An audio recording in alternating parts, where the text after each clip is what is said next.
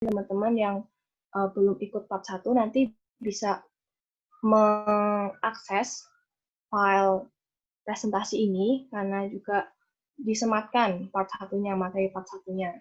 Jadi akan dihubungi lebih lanjut oleh panitia jika menginginkan file ini. Nah, jadi sebelumnya di part 1 kita juga membahas NIDA ya, Concept of Equivalence dari NIDA. Nah, ini jadi teori-teori yang propose oleh NIDA itu juga memberikan inspirasi bagi para ahli teori terjemahan di seluruh dunia, terutama di Jerman. Nah, salah satu tokohnya itu yaitu Werner Kohler yang akan kita bahas teorinya tersebut. Nah, ini si Werner Kohler, ya, dia tinggal di Heidelberg, di West Germany. Nah, dia menulis buku mengenai penerjemahan dalam judul Research into the Science of Translation. Itu ada judul dalam bahasa Jermannya, judul aslinya. Tapi berhubung saya tidak bisa bahasa Jerman, jadi saya tidak sebutkan ya, teman-teman bisa membacanya sendiri. Dan dalam buku ini dibahas mengenai konsep-konsep equivalence yang juga berkaitan dengan istilah lain yaitu correspondence. Jadi ada dua konsep besar yaitu equivalence dan juga correspondence seperti itu. Nah, kita lanjut.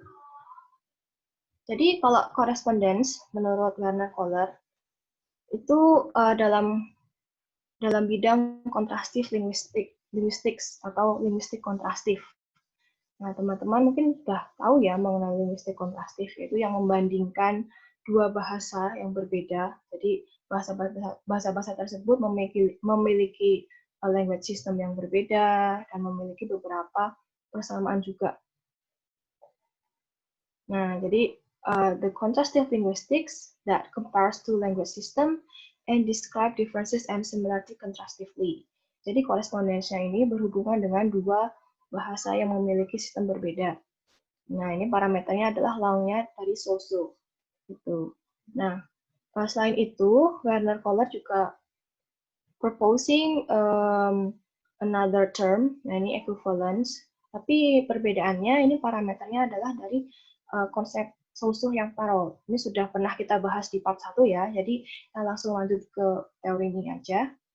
Nah, ini untuk equivalence itu lebih menitik beratkan pada equivalent items ya yang spesifik pada teks sumber dan juga teks sasaran dan juga konteksnya seperti itu. Jadi perbedaannya adalah dua itu.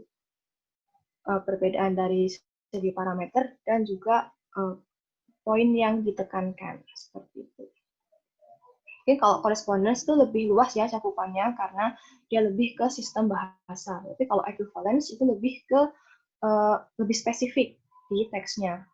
Itu antara teks sumber dan teks sasaran dan juga konteks pada teks tersebut. Oke.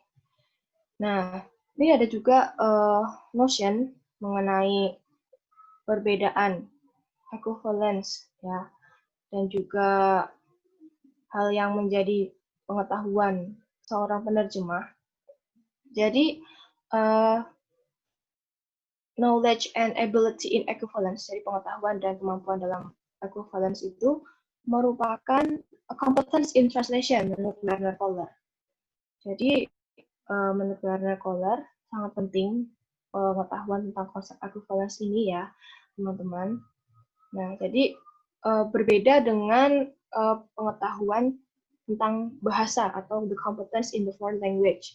Jadi untuk competence in translation itu lebih ke equivalence yang lebih spesifik gitu. Nah, akan tetapi ya, however, the question still remains as to what exactly has to be equivalent. Hal-hal yang menjadi equivalent itu masih dalam perdebatan, seperti masih dalam pertanyaan. Nah, ini akan dibahas lebih lanjut oleh Werner Kohler. Jadi, menurut Werner Kohler itu ada 5 types of equivalence relation. Ada 5, teman-teman. 5 tipe atau 5 jenis equivalence relation. Ya. disebut juga sebagai double linkage dari source text-nya atau teks sumber, dan juga the communicative condition of the receiver on the other. Jadi yang menghubungkan antara teks sumber dan juga audience atau receiver berkaitan dengan communicative condition-nya. Nah, ini ada 5. Yang pertama ada denotative equivalence, connotative, kemudian text normative, pragmatic, dan formal equivalence. Nah, ini equivalence tersebut memiliki tingkatan yang berbeda. Ini akan dijelaskan nanti, ada tabelnya yang menjelaskan perbedaan dari aspek-aspek equivalence tersebut dan juga bagaimana kita menggunakannya dalam menerjemahkan. Bagaimana kita mengaplikasikan kelimanya. Mana yang perlu kita pakai terlebih dahulu. Oke, teman-teman. Nah, kita langsung lanjut ke jenis-jenis equivalence-nya. Yang pertama ada denotative equivalence. Nah, ini equivalence dari extralinguistic content of a text. Jadi, aspek extralinguistiknya ya, jadi di luar bahasa dan teks. Ini juga disebut dengan content invariance. Yang kedua ada connotative equivalence. Nah, ini lebih ke lexical choices atau diksi, ya, terutama pada near synonym. Tapi perlu diingat teman-teman ya, pada part 1 itu sudah dibahas bahwa sinonim itu belum tentu sebagai equivalence. Masih ada beberapa parameter yang lainnya. Kemudian, connotative equivalence itu juga disebut dengan stylistic equivalence. Seperti itu. Karena mungkin ya berkaitan dengan lexical choices-nya ya, berkaitan dengan style pengarang dan penerjemah. Kemudian yang ketiga ada text normative equivalence. Nah, ini berkaitan dengan text types atau fungsi-fungsi teks. Ya. Jadi tiap teks itu mempunyai fungsi yang berbeda dan it behaves in different ways gitu. Karena fungsinya berbeda, makanya equivalence yang digunakan parameternya juga berbeda. Nah, ini the text normative equivalence itu berkaitan erat dengan teori Katharina Rice yang text typology. Nah, nanti ada sesi Translation Academic Circle selanjutnya yang khusus membahas text typology dari Katharina Rice. Nah, nanti yang mengisi adalah Pak Haris.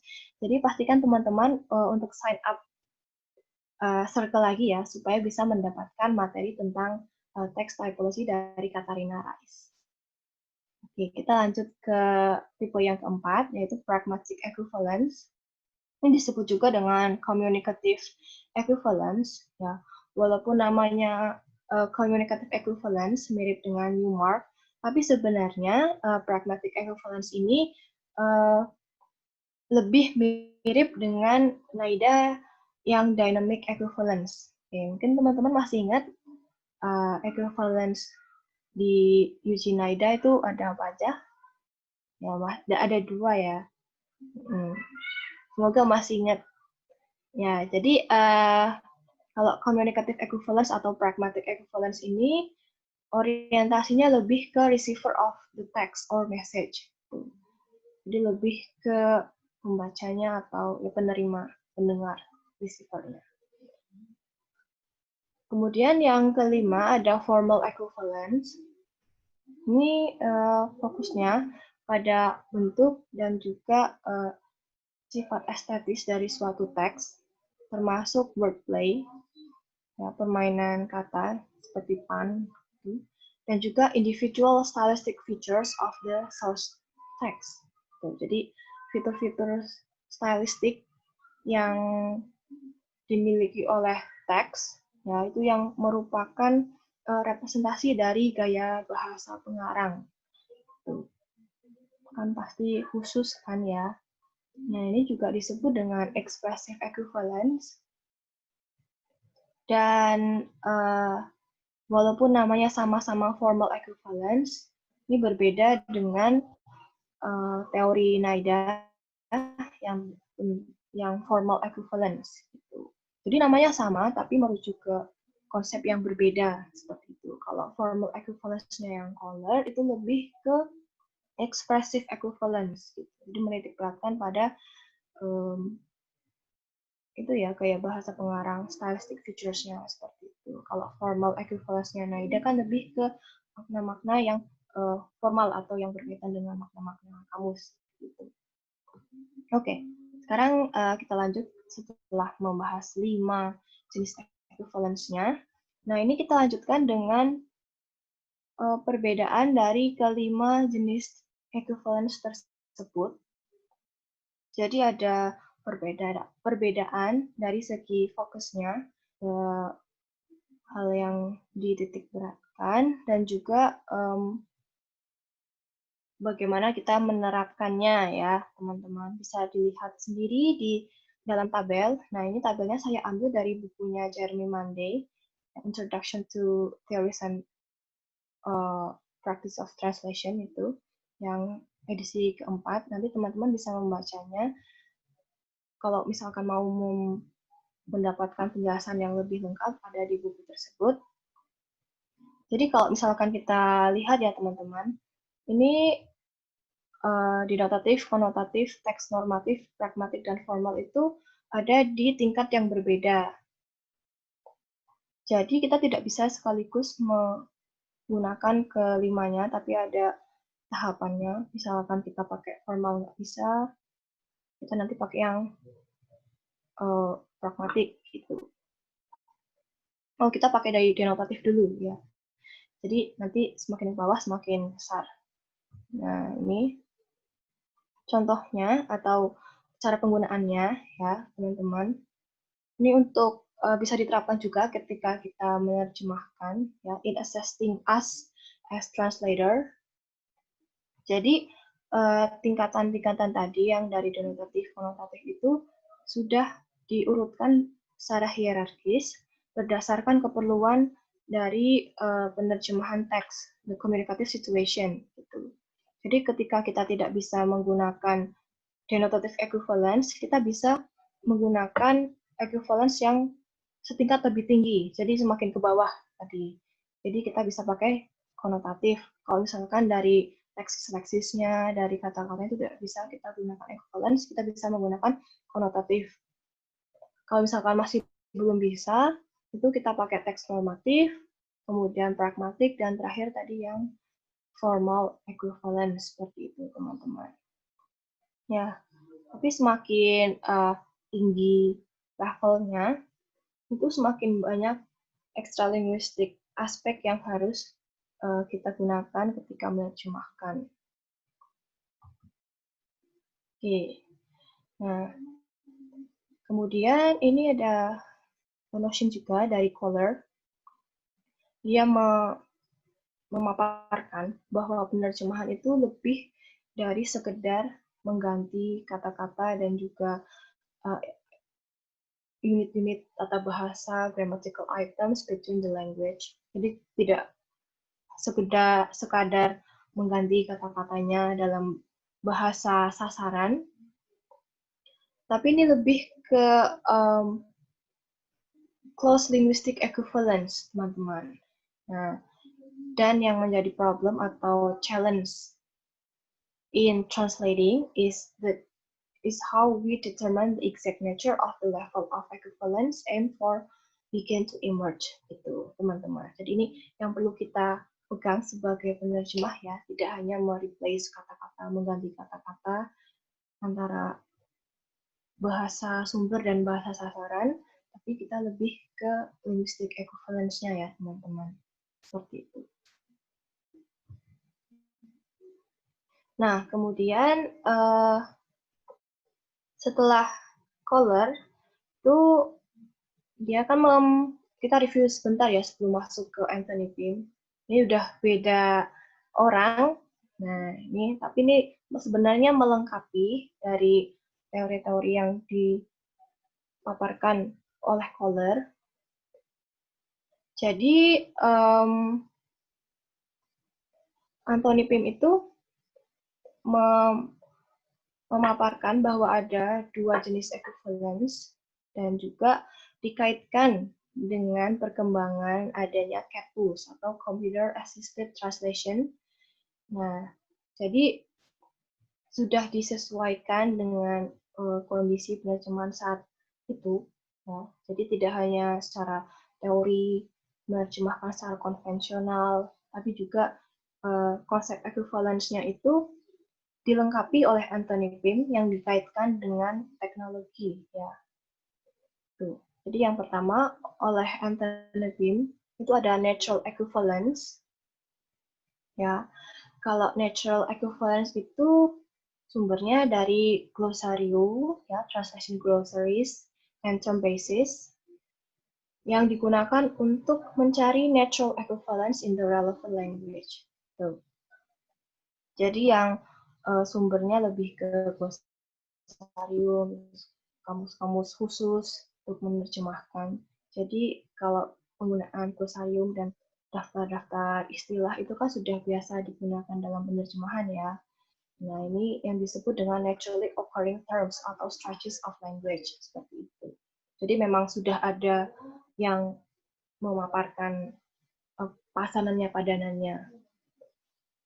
Nah, kemudian yang selanjutnya, Anthony Pym juga mendefinisikan directional equivalence, itu lebih ke meaning. Ya, meaning dari teksnya atau makna dari teks yang equivalent di teks sasaran. Nah, ini menggunakan translation memories. Nah, teman-teman kalau misalkan sudah pernah menggunakan CAT tools, itu pasti sudah terbiasa dengan translation memory ya, teman-teman. Nah, ini jadi yang semacam mungkin mirip-mirip dengan korpus ya, milik penerjemah yang menggunakan CAT tools itu. Jadi itu bersumber dari korpus hasil-hasil penerjemahan yang sudah dikumpulkan oleh penerjemah. Tuh. Jadi bukan mencari lagi dari glossarium, tapi sudah penggunaan equivalence-nya itu dari translation memory yang sudah dibuat oleh penerjemah gitu. Nah, itu kan kalau translation memory itu lebih personal ya, lebih spesifik. Jadi tergantung dengan si penerjemah tersebut. Dia memadankan suatu istilah itu dengan istilah tertentu yang mungkin juga bisa berbeda dari glossarium. Gitu. Kan tergantung dengan teks yang dia terjemahkan dan dia simpan. Jadi ada perbedaannya ya teman-teman. Kalau directional itu kita lebih bisa mengatur karena kita sendiri yang membuat dan menerjemahkan dan menyimpannya. Jadi kita yang sebagai the director. Dan itu perbedaannya, tapi ini juga melengkapi yang kelima tadi ya teman-teman. Kemudian selanjutnya ya. Jadi kan tadi kita sudah membahas equivalence dari Kohler dan juga Pym yang dikaitkan dengan CAT tools. Nah, kita bisa lanjut ke konsep of equivalence dari Mona Baker yang diambil dari bukunya yang sangat-sangat terkenal. Ini mungkin jadi buku-bukunya anak-anak translation ya, selain yang Jeremy Monday. Nah, ini kalau dari Mona Baker itu dalam bukunya yang In Other Words itu sangat banyak kayak pemaparan mengenai equivalence. Jadi kayak fokusnya itu memang lebih ke equivalence kalau dibandingkan dengan konsep yang lain. Nah, ini jadi saya singkatkan beberapa poin yang ada di buku tersebut. Dan dalam bukunya, In Other Words, Mona Baker itu memaparkan bahwa jenis-jenis equivalence itu ada dalam berbagai level atau tingkatan ya. Ada dalam tingkat kata, frasa, tata bahasa, teks, pragmatik, dan seterusnya. Jadi itu mengikuti tataran dalam linguistik ya. Ada kata, frasa, seperti itu. Karena berbeda tingkat juga kan berbeda penggunaan konsep equivalence-nya juga. Kemudian ada another point that equivalence is influenced by a variety of linguistic and cultural factors and is therefore always relative. Nah, ini teman-teman. Jadi ada keterangan lanjutan bahwa sebenarnya equivalence ini walaupun sudah ada dalam berbagai level ya, tapi masih tetap dipengaruhi oleh faktor-faktor lain dari faktor-faktor linguistik dan budaya dan selalu relatif. Jadi tidak ada padanan yang paten seperti itu. Masih relatif tergantung dari aspek-aspek atau faktor-faktor di luar teks dari sisi linguistik dan juga budaya. Nah, kita lanjut aja ke the concept of equivalence from Mona Baker. Jadi kalau dalam bukunya In Other Words, Mona Baker itu membedakan ya equivalence at word level and above word level. Tuh. Kalau above word level ya tadi itu yang phrases, terus grammar, pragmatic seperti itu. Selain itu ada juga equivalence in grammatical, textual, pragmatic, and semiotic. Tuh teman-teman. Kita langsung lanjut aja ke equivalence at and above word level. Tuh.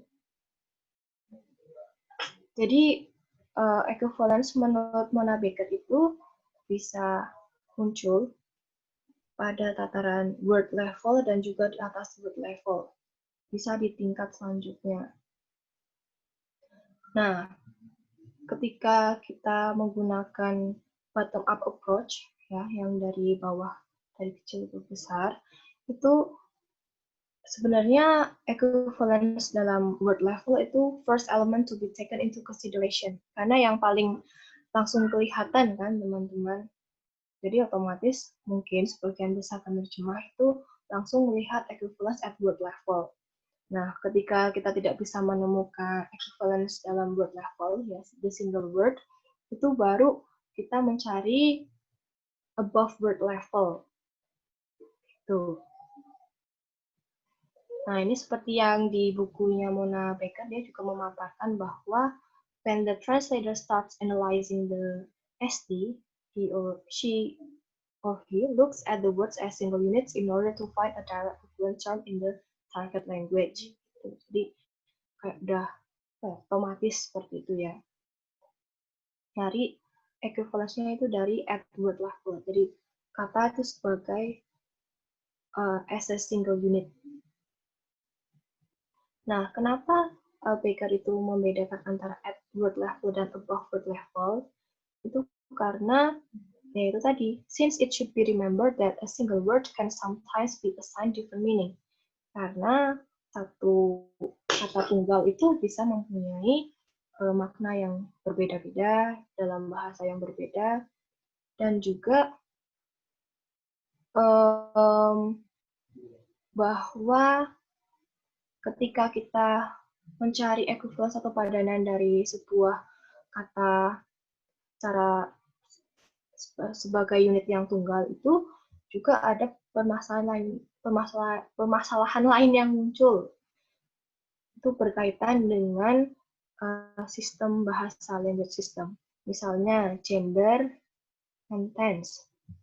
Ya, kan kalau misalkan dalam bahasa Inggris itu ketika kita menggunakan kata kerja itu sudah kelihatan ya tense-nya. Jadi kita tahu apakah kegiatannya itu sudah dilakukan atau belum, dilakukan di masa lampau atau sekarang, atau sedang berlangsung. Nah, kan tetapi di bahasa lain kan mungkin tidak mengenal dengan tense. Jadi penanda kalanya itu menggunakan kata-kata lain, gitu.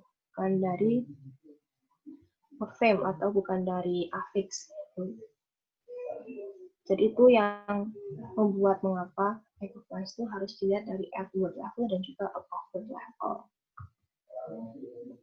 Nah, setingkat lagi, teman-teman, itu ada grammatical equivalence.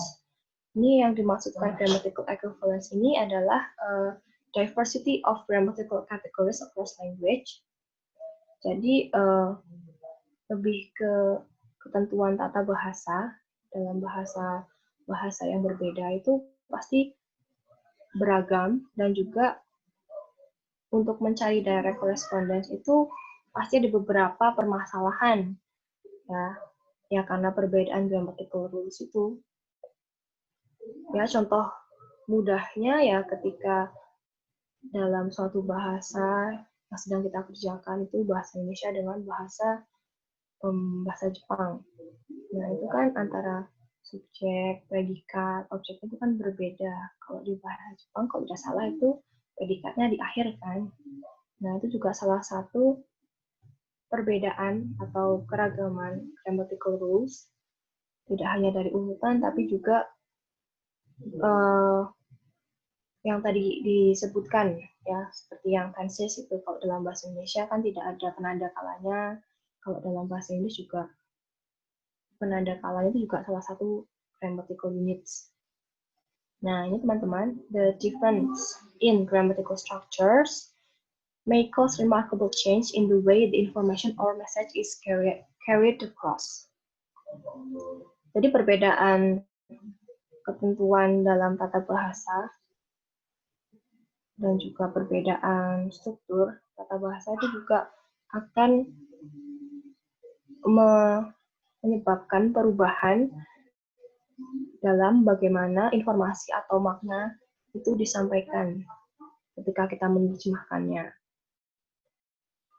Jadi itu yang menjadi alasan seorang penerjemah itu mungkin menambah dan mengurangi informasi yang terdapat di teks sasaran, ya, karena tidak adanya grammatical device yang dapat menjelaskan informasi tersebut di bahasa sasaran gitu.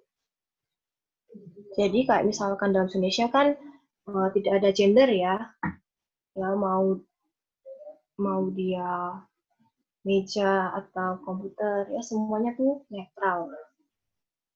Tapi ketika kita menerjemahkan dari bahasa Prancis yang mengenal gender atau bahasa Jerman, nah ketika kita terjemahkan itu ke dalam Indonesia, ya pasti penanda gendernya itu akan berubah ya, karena tidak ada dalam bahasa Indonesia. Nah itu salah satu contoh informasi yang hilang, yang lost dalam target language seperti itu.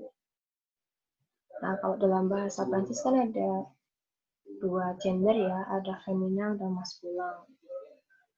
Kalau dalam bahasa Jerman itu ada selain dua itu juga ada yang netral ya, neutral. Kemudian dalam grammatical equivalence dari Mona Baker ini dia memfokuskan pada number, tense, and aspect, voice, person, and gender. Jadi itu adalah aspek-aspek dari grammatical device yang mungkin akan menyebabkan masalah atau tantangan dalam menerjemahkan. Jadi teman-teman ketika menerjemahkan bahasa yang berbeda grammatical rules-nya, itu mungkin bisa melihat, memfokuskan pada beberapa aspek tersebut yang difokuskan oleh Baker. Seperti itu. Jadi kita harus hati-hati dengan aspek-aspek tersebut ya. Kemudian selanjutnya kita bisa lanjutkan ke textual equivalence. Nah ini, kalau textual equivalence itu setingkat lebih tinggi ya dari grammatical equivalence, karena dia itu lebih merujuk ke equivalence di teks, antara teks sumber dan teks sasaran. Terutama pada information and cohesion. Jadi sebenarnya mirip-mirip, aspeknya tuh mirip-mirip dengan textual devices ya. Antara informasi yang ada dalam teks dan juga kohesi dalam teks.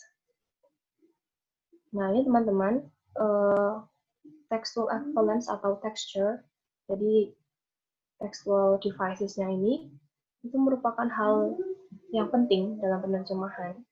Karena ini akan menjadi suatu pedoman bagi kita sebagai penerjemah untuk menganalisis dan juga memahami teks sumber.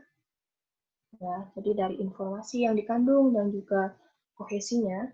Ya, kalau tidak kohesi kan akan membingungkan ya kita sebagai pembaca dan kita sebagai penerjemah.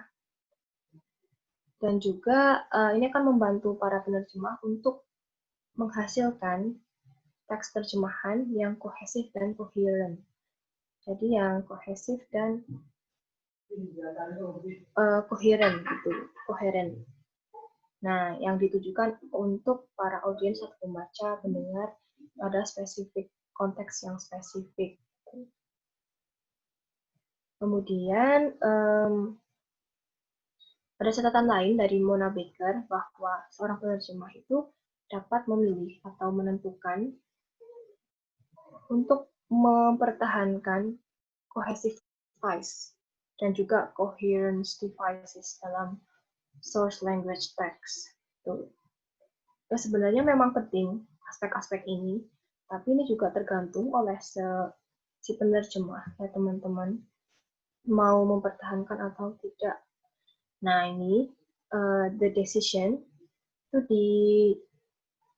dipengaruhi atau tergantung pada 3 faktor utama, yaitu target audience, the purpose of translation, and then the text type. So, karena device tadi antara cohesive and coherence device itu berkaitan dengan ketiga itu.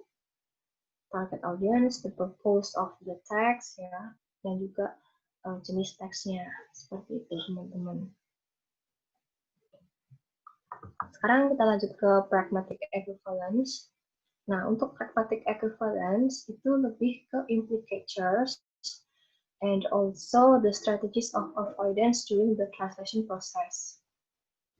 Nah, ini seperti judulnya ya, pragmatic, makanya berkaitan dengan implicatures atau implikatur dalam bahasa Indonesianya. Jadi kita melihat ke implied meaning of the text.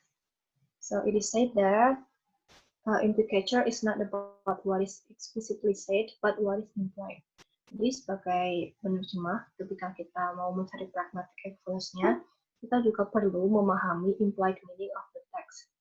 Jadi makna tersirat ya. Kalau eksplisit kan tersirat, kalau implied itu tersirat. Gitu. Jadi kita harus peka, teman-teman, untuk mendapatkan the implicature of the text. Nah ini, so the translator needs to work out implied meanings in translation in order to get the ST message across. Jadi untuk mengetahui maknanya, memahami maknanya, dan informasi yang hendak disampaikan, itu kita memerlukan pemahaman dari makna tersiratnya. Nah, kita sebagai penerjemah, tugasnya adalah untuk recreate atau membuat kembali author's intention. Jadi tujuan dari si penulis teks dalam budayanya dia sendiri ke suatu teks atau suatu cara yang membuat para audiensnya, reader or listener, to understand it clearly. Jadi bagaimana kita membuat suatu teks terjemahan yang dapat dipahami secara jelas oleh para pembaca. Dan juga itu sesuai dengan tujuan teks tersebut ditulis, atau tujuan penulis membuat teks tersebut. Jadi intentionnya itu harus bisa tersampaikan. Nah, caranya adalah menggunakan pragmatic equivalence ini. Jadi kita jangan sampai fail to understand the meaning, ya, the implied meaning. Selanjutnya, yang terakhir ada semiotic equivalence. Nah, ini teman-teman, ini kalau semiotic equivalence ya sesuai namanya juga, berkaitan dengan semiotics. Jadi tidak hanya tentang verbal expression, tapi juga berkaitan dengan visual elements. Jadi ketika kita menerjemahkan teks-teks yang ada di komik, film, atau children's literature yang menggunakan banyak ilustrasi dan juga concrete poetry, juga banyak ilustrasinya. Jadi kita harus bisa mendapatkan equivalence-nya dari verbal expression-nya, ya, dan juga visual elements yang digunakan dalam teks tersebut. Gitu. Pasti kan ada maksudnya kan penggunaan ilustrasinya berkaitan erat dengan teks tertulisnya. Nah, ini teman-teman, ini juga merupakan suatu tantangan bagi para penerjemah untuk menghadapi semiotic equivalence karena kita harus think outside the box, ya. Jadi kita harus berangkat dari meninggalkan one-to-one equivalence. Jadi kita harus mempunyai pikiran yang lebih terbuka. Kalau visual elements itu juga berpengaruh dalam hasil terjemahan kita, seperti itu teman-teman. Jadi kita harus lebih kreatif dalam mengaitkan verbal expression dan the visual elements-nya. Nah ini teman-teman, jadi kalau dalam penerjemahan itu, selain mengambil beberapa aspek yang berbeda, yang juga penting, ada verbal expression atau kata-kata yang tertulis, dan juga image, visual elements, visual aids, itu juga merupakan a highly context sensitive activity, jadi sangat sensitif atau berkaitan erat dengan konteks yang mempunyai beberapa variabel yang bisa kita gunakan untuk menerjemahkan, yaitu dari verbalnya, visual, image seperti itu atau ilustrasi, cultural, berkaitan dengan budaya, legal, institutional, hukum seperti itu, ideological, and ethical. Nah, dengan menggunakan beberapa equivalence tadi yang sudah berbagai ragamnya, itu variabel yang tadi disebutkan itu juga menjadi salah satu aspek yang perlu kita pertimbangkan ketika menerjemahkan. Nah, caranya adalah dengan melihat aspek-aspek yang ada di perbedaan equivalence tadi, teman-teman. Oke, nah tadi itu ya equivalence yang dipaparkan oleh Mona Baker, teman-teman. Kita langsung lanjut ke the concept of equivalence from Binet and Burnett.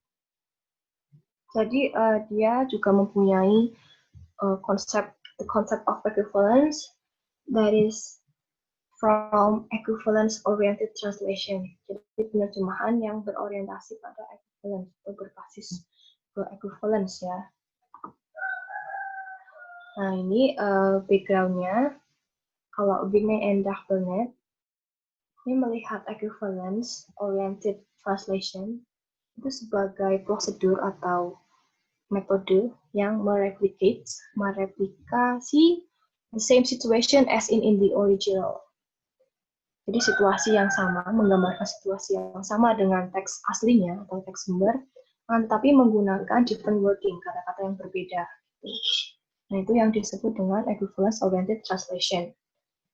Jadi, hasil teks terjemahan kita bisa disebut berorientasi pada equivalence ketika bisa mereplikasi situasi yang sama dengan teks asli, gitu ya teman-teman. Menurut Binet and Burnett. Nah, bagaimana kita mengaplikasikan prosedur ini atau metode ini dalam menerjemahkan? Ini kita bisa menggunakannya dengan cara mempertahankan the stylistic impact of the source language text in the target language text. Jadi stylistic impact. Nah, ini mirip-mirip dengan yang efek yang sama yang dihasilkan oleh source text and target text, ya. Kalau teman-teman masih ingat yang dipaparkan oleh Newmark di communicative equivalence, nah itu kan berfokusnya pada efek yang sama, ya, efek yang sama yang dirasakan oleh pendengar, pembaca, ketika mereka membaca teks aslinya dan juga teks terjemahannya. Kemudian di equivalence-oriented translation ini, ketika kita menggunakannya sebagai metode, itu kita harus berjibaku dengan proverbs, peribahasa, idiom, klise, nominal atau adjective phrase, dan juga onomatopoeia.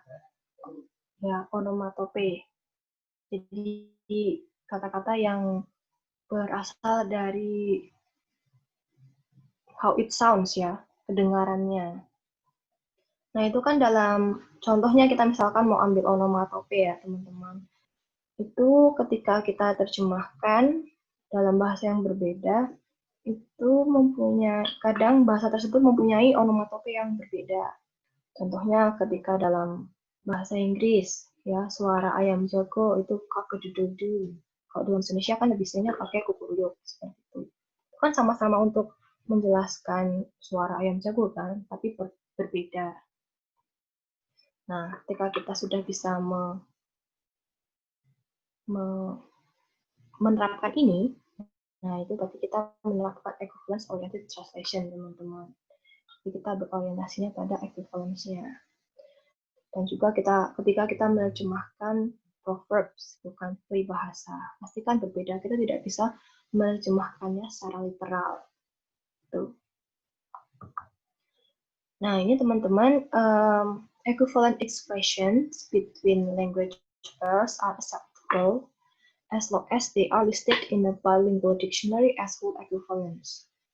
Jadi, yang disebut dengan ekspresi yang equivalence itu disebut sebagai berterima itu ketika mereka yang padanannya itu terdapat dalam kamus dwibahasa sebagai padanan yang utuh atau memang padanannya. Tuh, cara mudahnya ketika kita mencari equivalent expression. Nah, tapi kan tidak semua expression itu ada padanannya ya dalam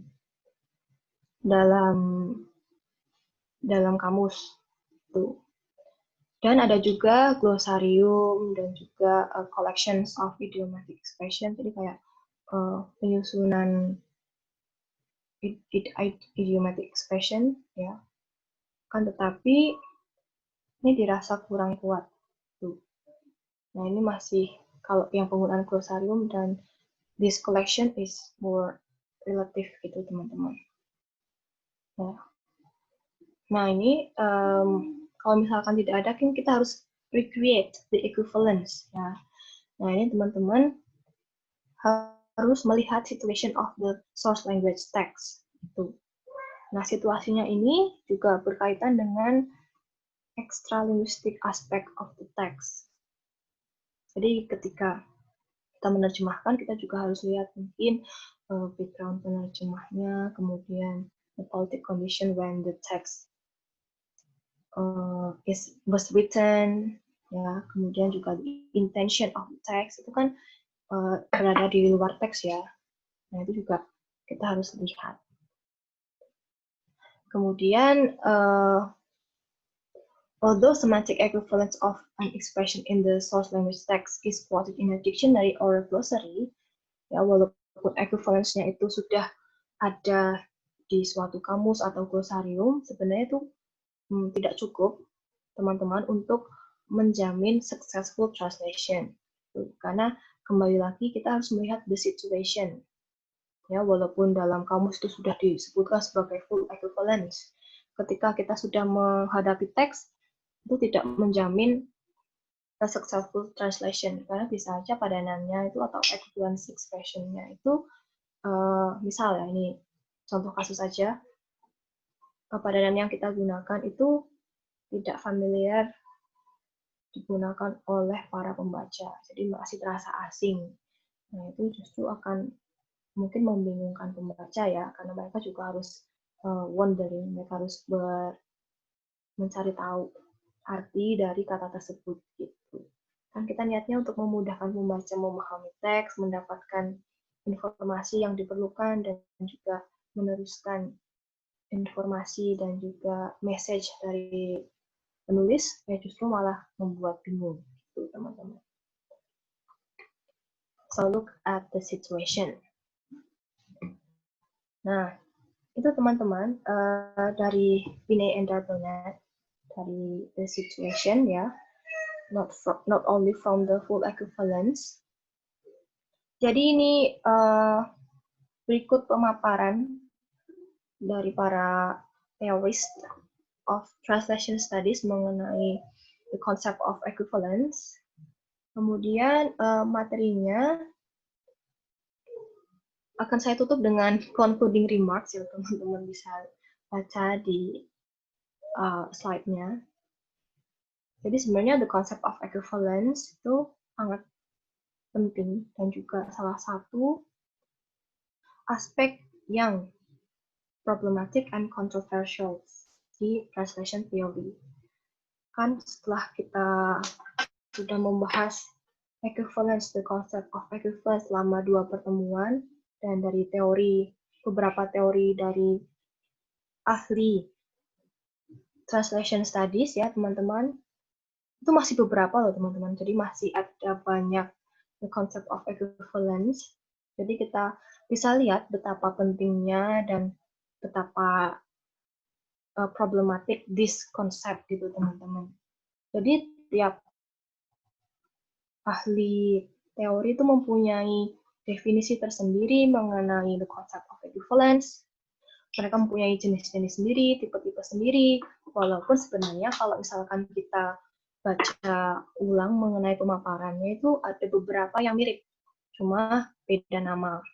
Jadi merujuk ke fungsi yang sama, penggunaan yang mirip, tapi perbedaan istilah, ya, dinamai dengan nama yang berbeda gitu.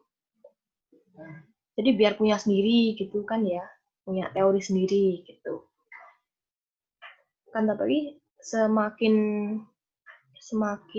ke sini itu semakin berkembang dan semakin lengkap ya teman-teman. Bahkan yang Anthony Pym juga mengaitkannya dengan the technology in translation studies with CAT tools, jadi dikaitkan juga. And then from this ya guys, jadi the term of equivalence, di istilah equivalence ini masih dianalisis, masih dievaluasi, masih dibahas secara ekstensif, masih dibahas secara mendalam dari berbagai sudut pandang dan juga dianalisis dari berbagai perspektif yang berbeda. Nah, ini mungkin masih akan terus berkembang ya di konsep of equivalence. Mungkin teman-teman kalau sudah mempunyai ide tersendiri mungkin juga bisa merumuskan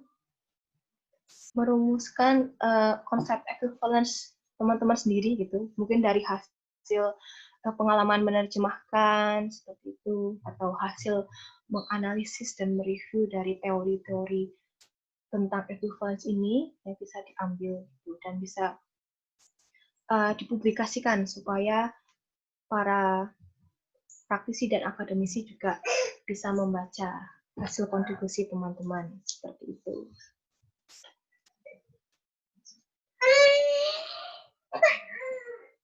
Oke. Kemudian jadi teman-teman, the brief outline of equivalence ya. Jadi outline-nya nih secara umum itu menunjukkan sangat penting ya equivalence ini. Sangat penting dalam teori penerjemahan dan juga prakteknya. Jadi ketika kita menerjemahkan tuh jangan sampai lupa dengan equivalence. Mungkin kita bisa sambil baca-baca dulu tentang equivalence, kemudian menerapkannya. Kalau menurut teman-teman, mana yang lebih bisa diterapkan ketika teman-teman menerjemahkan, yang paling pas ke gaya menerjemahkan teman-teman. Dan juga the difficulty in defining equivalence seems to result in the impossibility of having universal approach to this notion. Nah, ini teman-teman dari awal kita membahas equivalence sampai selesai dengan kita tadi terakhir Binet and Dafelnet ini kan masing-masing mempunyai definisi equivalence tersendiri. Mereka mempunyai tipe-tipe jenis-jenis tersendiri. Nah, ini karena mereka mempunyai pendekatan yang berbeda dan definisi yang berbeda, jadi kemungkinan ini tidak mungkin untuk mencapai suatu keseragaman atau universal approach to this notion. Nah, kita ketika kita menerjemahkan sebagai praktisi penerjemahan ya, teman-teman, kita bisa mengambil salah satu atau beberapa approach yang dirasa sesuai dengan kita, sesuai dengan kayak menerjemahkan kita, teman-teman, sesuai dengan proses kita ketika menerjemahkan. Jadi kita udah harus menerapkan semuanya ya, karena kan sangat banyak sekali yang kita bahas pun tuh hanya beberapa saja. Ya, selain itu juga masih banyak another concept of equivalence proposed by another experts. Nah, kalau misalkan teman-teman masih kepo mengenai the concept of equivalence from another experts, teman-teman bisa membaca bukunya Jeremy Monday itu yang sudah tadi saya sebutkan ya, dan juga mungkin membaca bukunya Mona Baker yang In Other Words, atau membaca bukunya Peter Newmark gitu. Dan juga membaca bukunya Roman Jacobson kalau misalkan teman-teman masih kepo gimana sih awal mulanya ada equivalence ini gitu. Apakah sekarang juga masih bisa relevan digunakan seperti itu. Jadi beruntungnya teman-teman dengan kemudahan informasi kita bisa mengakses banyak penjelasan dan teori-teori yang bisa kita gunakan untuk praktik menerjemahkan juga.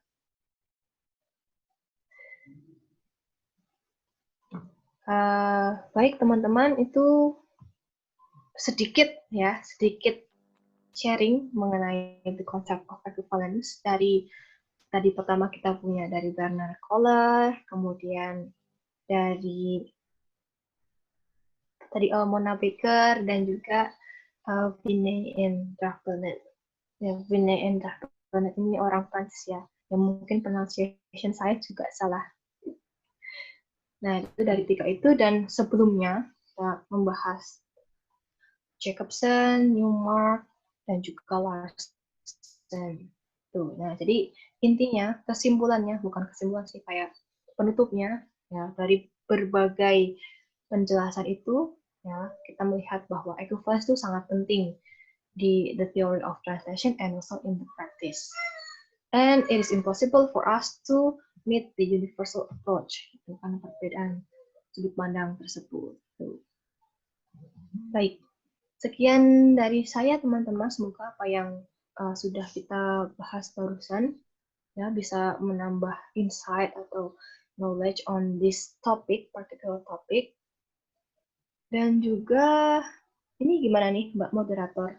Hai Miss, oh ya. Jadi makasih Miss Mira udah berikan kita materi hari ini. Kita sekarang mau masuk ke sesi tanya jawab ya teman-teman. Pertama-tama nanti yang mau tanya itu kan di Zoom ada fitur raise hand. Nanti bisa raise hand terus nanti di unmute sama host baru bisa tanya jawab. Oke. Nah, ini coba saya mau menyapa teman-teman dari kelas Recent Issues in Translation ya. Pada ngikutin kan ya? Nah, coba saya Mari mau kalau ada yang mau tanya mendengar suara mereka. Ya, mendengar suara. Asik. Coba. Kezia, mungkin kamu ada pertanyaan tidak? Ini saya stop share atau gimana, Mil? Di stop share nggak apa-apa, di itu nggak apa-apa, Miss. Oke. Ya, biar bisa lihat wajah-wajah. Hai teman-teman. Udah. Yuk, yang mau tanya yuk. Dan Oke. Aku mau tanya yang di Mona Baker procedure itu Miss bilang kalau it is more focused on equivalence. So can this procedure used to translate metaphor into the target language, tapi without eliminating the metaphor form. Jadi readers yang dari target language itu masih bisa baca dengan masih ada unsur metafornya gitu. Oke, so to maintain the metaphorical expression-nya ya. Nah, kalau kemarin yang sudah kita bahas, yang minggu lalu, materi yang minggu lalu kan ada beberapa strategies ya in translating metaphor yang dari Newmark itu. Salah satunya kan translating the metaphor into the target language image, jadi retaining the image. Nah, itu bisa jadi salah satu cara untuk mempertahankan struktur metafornya, biar tetap in the form of metaphorical expression, but the meaning or the message is transferred to the audience gitu. Jadi kita bisa, itu kan kayak payung besarnya kan, tadi pakai Mona Baker yang apa tadi, equivalence oriented translation. Nah, itu kayak payung besarnya, the method, the procedure. Nah, tekniknya kita bisa pakai yang dipropose oleh Peter Newmark itu. Salah satunya pakai yang retaining the image itu. Jadi biar tetap dalam bentuk metafor. Itu kan ada banyak strategi ya. Ada yang what is it? Ada yang denotatif ya, konotatif dan juga yang opening. Nah, itu kita bisa pilih salah satu yang sekiranya bisa mengakomodasi tersebut ya, hasil tersebut. Oke, thank you, Miss. Oke, thank you, Kesya. Oke, ini tadi barusan ada Aries nggak sih? Ada yang raise hand barusan? Ya, Aris Utomo. Ya. Oke, Oke, silakan. selamat siang, Miss. Saya Aris Utomo. Saya dari Universitas Mula Warman, Samarinda. Oh iya. Terima kasih kepada panitia juga sudah memberi kesempatan pada saya untuk join. Nah, sini saya tertarik dengan pembahasan tentang equivalency. Nah, kebetulan saya semester ini juga mengajar mata kuliah translation.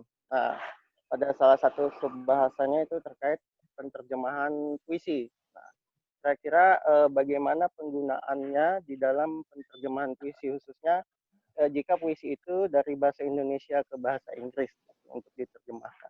Terima kasih, itu aja pertanyaan saya. Baik, terima kasih Mas Aris atas pertanyaannya dari Universitas Mula Warman. Wah, jauh sekali. Iya, Senang bisa keren bertemu di acara ini. Iya, terima kasih juga. Di Samarinda ya, Mas? Ya. Oh ya, itu saya juga punya teman di Mula Warman, tapi jurusan hukum sih. Oh, gitu. Ya, kalau yang saya tahu sih kemarin kata Mas Aris ini temannya Pak Simon ya? Pak Simon, bukan sih, saya baru aja gabung. Saya temannya Irene kebetulan lulusan Sanata Dharma juga, mungkin kalau kenal.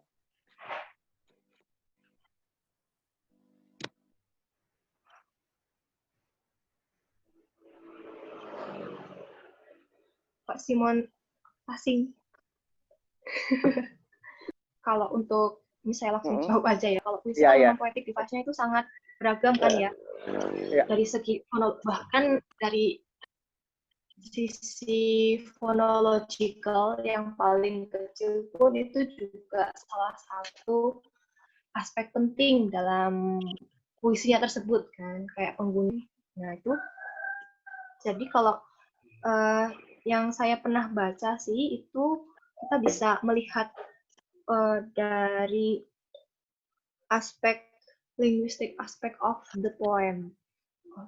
Jadi dilihat dari phonological-nya, nah kemudian dari graphological, dari tata tulis. Soalnya kan ada juga puisi yang tata tulisnya itu nggak spesifik. Jadi kayak khusus gitu, kayak puisinya I.I. Cummings. Itu saya pernah baca dia itu nggak rata tengah, nggak rata kiri atau kanan, tapi kayak zigzag kayak gitu. Nah itu kan juga salah satu bentuk style dari pengarang kan, penulisnya juga. Nah itu juga salah satu aspek yang penting kita lihat. Jadi selain phonological dalam bentuk rima, jadi ya walaupun rimanya itu nanti berubah, tapi setidaknya kita bisa melihat phonological device ini, satunya rima itu untuk diperhitungkan ketika menerjemahkan supaya bisa equivalence. Gitu. Kemudian graphological dari tata letak, kemudian dari sisi grammarnya, grammatical aspect, ya. Kemudian juga dari penggunaan itu lexical variation-nya.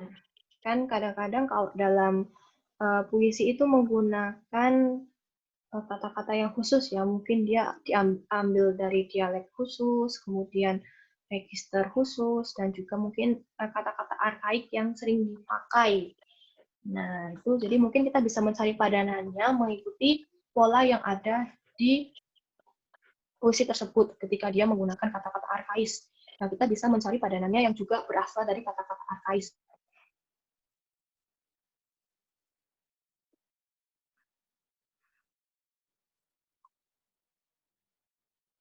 Karena pasti kan si orang juga punya maksud tertentu kan, kenapa dia pakai kata-kata arkais, kenapa pakai register lain gitu, sebisa mungkin gitu. Ketika memungkinkan, bukan ya, kita tidak bisa menerapkannya di semua aspek kan. Kemudian sebenarnya sih banyak yang bisa kita perhatikan. Tentunya juga kalau kita kayak silab.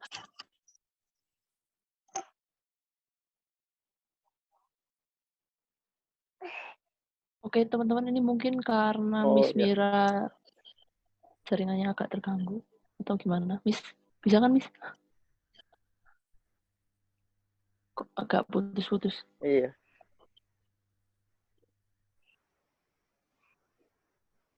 Sebentar ya, ditunggu dulu sebentar.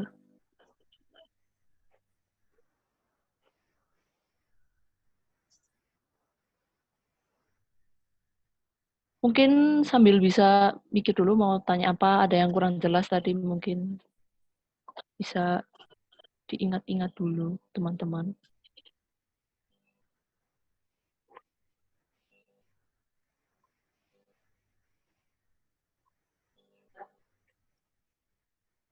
Syllable itu juga penting ternyata kan? Miss Mira ke unmute. Wow. Wow, Miss ke unmute. Udah di unmute tapi kok. Tadi ke mute. Oh, oke. Waduh, sampai mana tadi? Ya nggak apa-apa. Mungkin saya ngasih secara umum aja ya. Jadi kalau yang pernah saya baca itu dari yang sesuai dengan poetry translation ini juga berkaitan dengan Katarina Rice yang expressive type.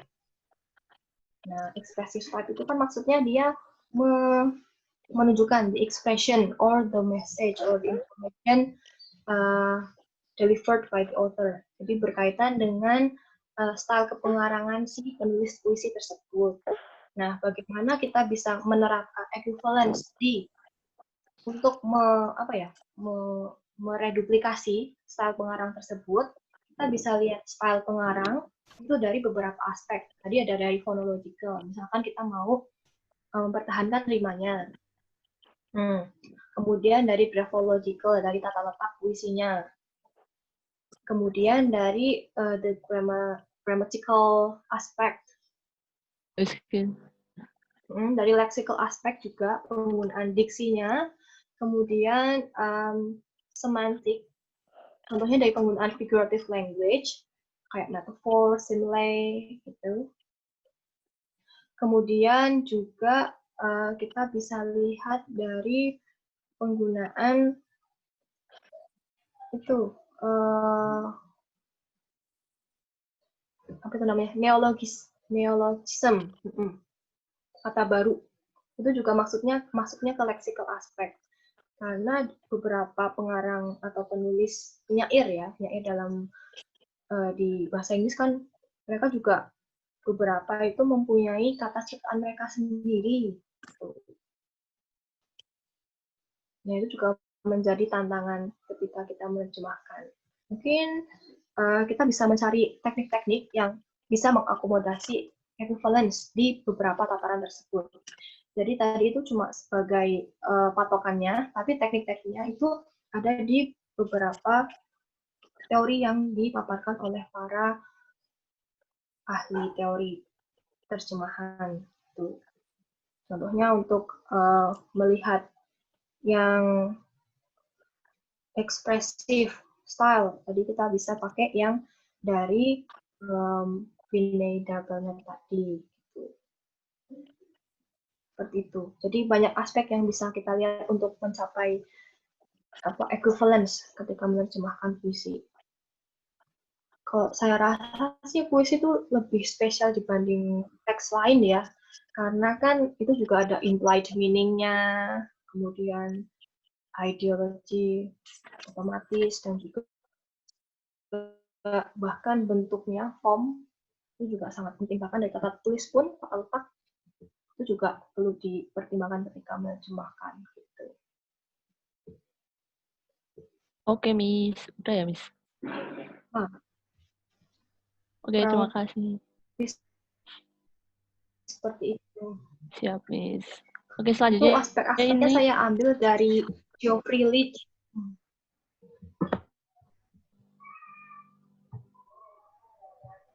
gimana, Miss? Sudah selesai penjelasannya? Sudah. Oke. Oke, selanjutnya ini ada Mas Hade Dika yang mau tanya. Silahkan, Mas Dika bisa tanya.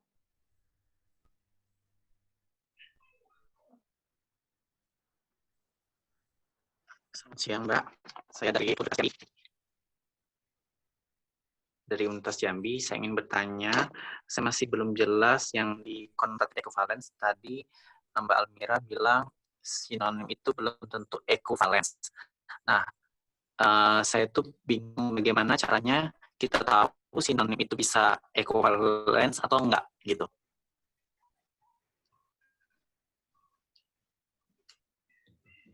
Iya, tadi di Zoom-nya saya tadi nge-freeze gitu, guys. Jadi saya nggak dengar pertanyaannya Mas Dika. Maaf ya. Saya boleh minta tolong diulang nggak? Oh iya, boleh. Ya, makasih. Mbak, Ya, Mas.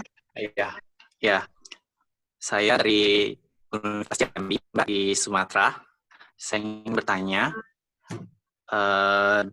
tadi yang ada 5 jenis equivalence yang Mbak jabarkan, yang belum jelas itu di quantitative equivalence. Tadi Mbak bilang sinonim itu belum tentu equivalence.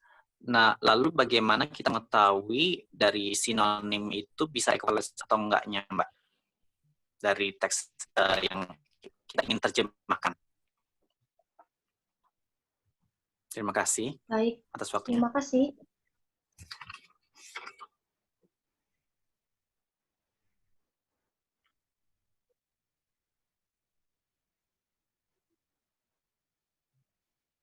Oke. Langsung aja dulu.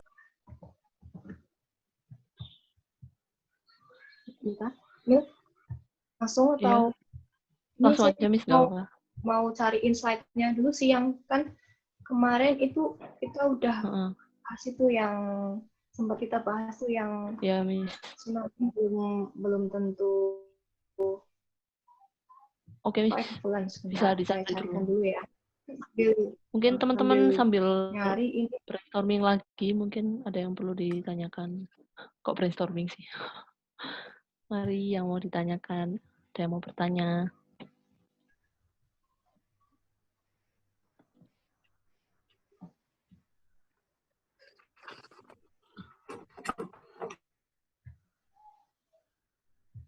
Ini bisa langsung share screen kan ya? Masih di disable.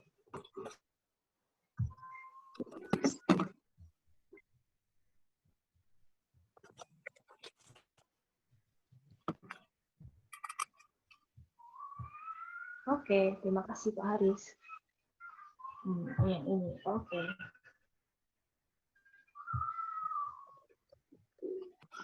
Nah, ini kemarin di part 1 sebenarnya kita sudah membahas the first part of concept of equivalence, itu salah satunya dari Roman Jakobson awal. Mari kita merefresh ya materi yang part 1. Terima kasih Mas Dika atas pertanyaannya. Ya, jauh-jauh dari Jambi, kita bisa bertemu ya antara Jambi dan Jogja lewat Zoom. Ya. Nah, bersyukur dengan adanya teknologi ini. Nah, jadi seperti yang dipaparkan oleh Roman Jakobson, terutama di Translation ini, he proposes that synonymy itu belum tentu complete equivalence gitu teman-teman. Jadi tidak ada padanan yang benar-benar sinonim gitu. Pasti ada perbedaannya. Kayak beberapa aspek yang berbeda. Ketika kita mau ngecek dia benar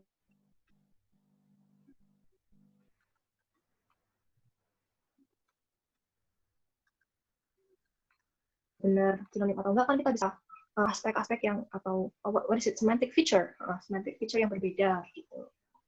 Jadi makanya kenapa si Jacobson itu menyampaikan bahwa it's not a complete equivalence, karena dari semantic feature-nya walaupun disebut sinonim kata thesaurus atau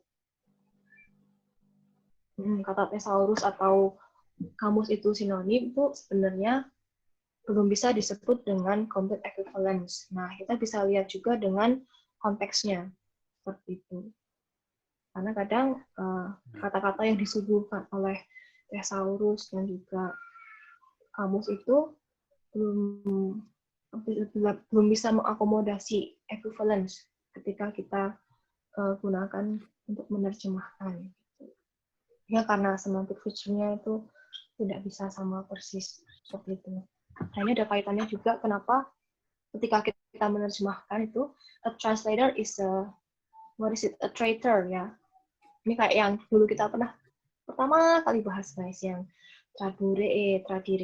To translate is to betray. Karena kita tidak bisa menyampaikan suatu informasi atau message from the author itu exactly the same, benar-benar equivalence, benar-benar setara dengan teks aslinya gitu. Pasti ada perbedaan sedikit di semantic feature-nya seperti itu. Jadi kita bisa mencari yang paling tepat aja. Jadi jangan terlena dengan yang namanya sinonim, teman-teman. Seperti itu. Sebenarnya kalau sinonim kan salah satu cara untuk menerjemahkan ya. Bahkan di suatu kesempatan mungkin kita tidak hanya berpaku pada sinonim. Pada suatu kesempatan mungkin kita bisa juga menggunakan kayak hiponim atau hipernimnya ketika menerjemahkan. Ya, itu tergantung nanti kondisi teksnya dan juga konteks yang ada di teks tersebut. Seperti itu. Milka? Oke, Miss. Makasih, Miss. Yeah. Selanjutnya Oke. ada yang mau Terima kasih, bertanya Miss. lagi?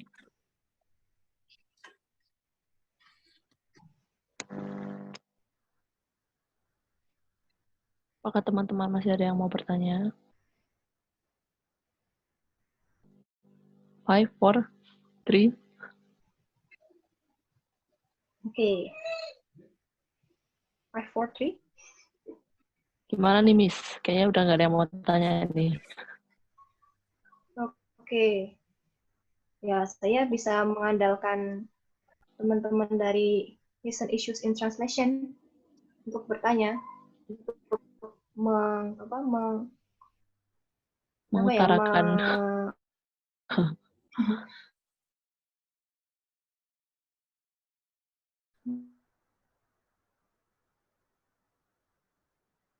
memanaskan Asik. atmosfer teman-teman dari RIT. Aku nggak tahu, Miss. Siapa ya?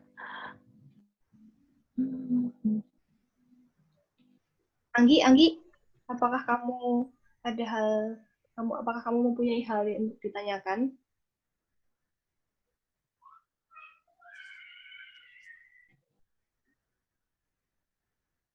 Atau Binsar?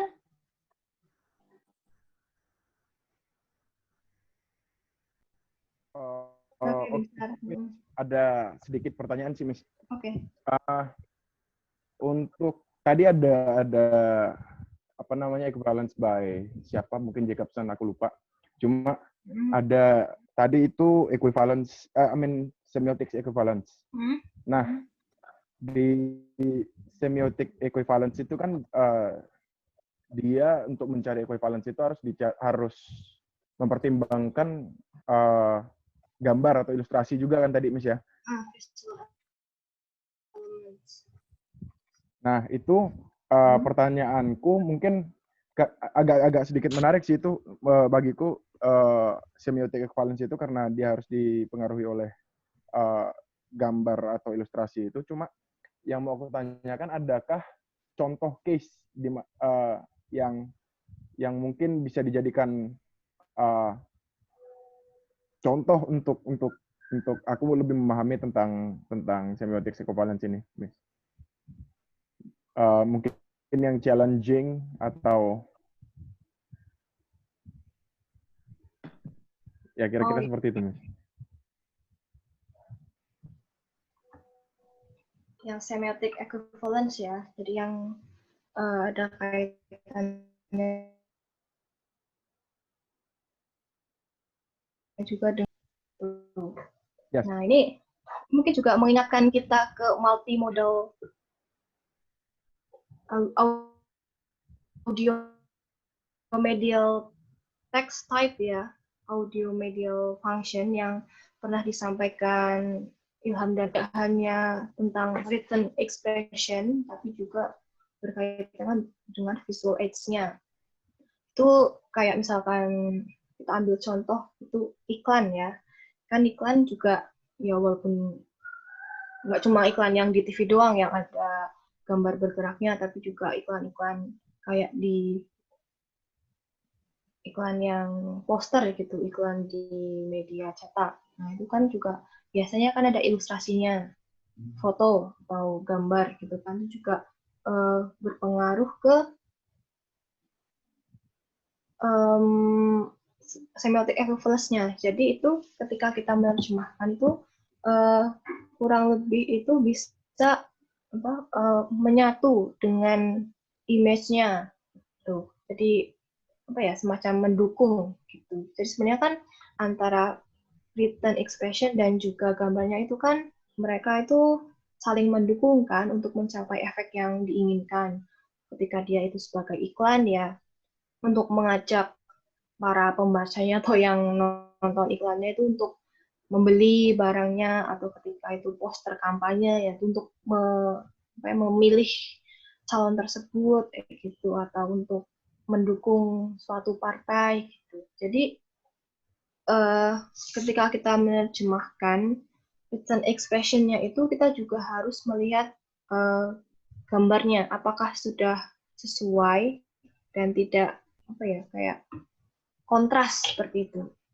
Jadi bukan berarti verbal expression-nya itu menerangkan gambarnya ya, cuma dia itu saling mendukung atau tidak gitu. Yang penting itu tidak in contrast, tidak saling what is it? Pokoknya mereka itu bisa bergabung jadi satu untuk mencapai tujuannya, entah itu sebagai iklan atau sebagai kampanye atau sebagai media hiburan ya kayak komik, film kayak gitu. Jadi sesuai. Jadi gambarnya apa ya tulisannya juga sesuai gitu. Kan kadang-kadang kita juga harus mengaplikasikan yang bukan one-to-one equivalence kan.